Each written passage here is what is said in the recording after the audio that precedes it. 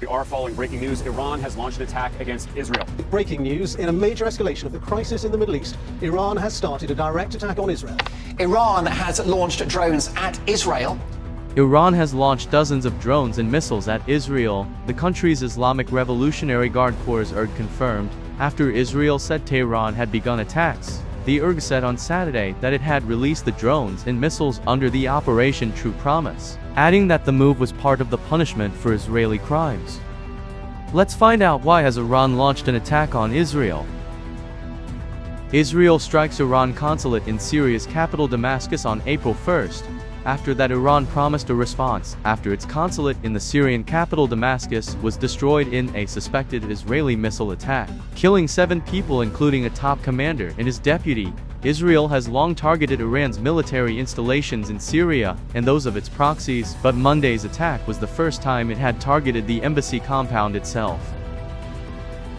A spokesperson for the Israel Defense Forces said a swarm of over 200 killer drones, cruise missiles, and ballistic missiles has been launched toward Israel. Many have been intercepted, according to the IDF. Iranian weapons have hit Erbil in northern Iraq and the Arad region in southern Israel. An Israeli air base was also hit, causing minor damage to infrastructure, according to the IDF. Strikes were intercepted in Jerusalem and Dimona. The Israeli military's chief spokesperson Rear Admiral Daniel Hagari has said in a televised briefing, more than 300 projectiles were fired at Israeli overnight from Iran, as well as some from Iraq and Yemen. 99% of them were intercepted. Iran undertook a very grave action that pushes the region towards escalation. The Israeli armed forces retain full functionality and are discussing options for follow-up operations. Hardline Israeli minister calls for crushing attack on Iran. Israel's far-right National Security Minister Itamar Ben-Gvir praised the military defense against Iran's barrage of missiles and drones.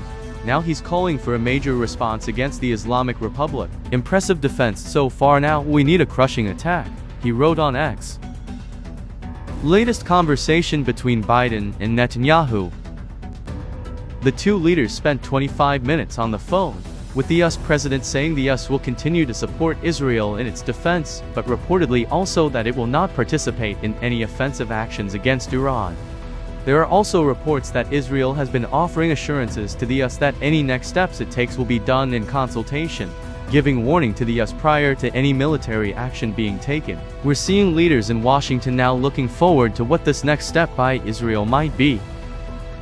Defense Secretary Lloyd Austin says the US does not seek further conflict with Iran. Those words were echoed by Antony Blinken, the US Secretary of State, but he added the US is willing to defend Israel and its own personnel in the region. Japan is the latest country to issue a statement on Iran's retaliatory attack. This attack is one that further worsens the current Middle East situation, the Japanese foreign minister's statement said. We are deeply concerned and strongly condemn this sort of escalation. Situation's a very critical. One wrong move could start a third world war. For more updates, stay connected and subscribe to our channel.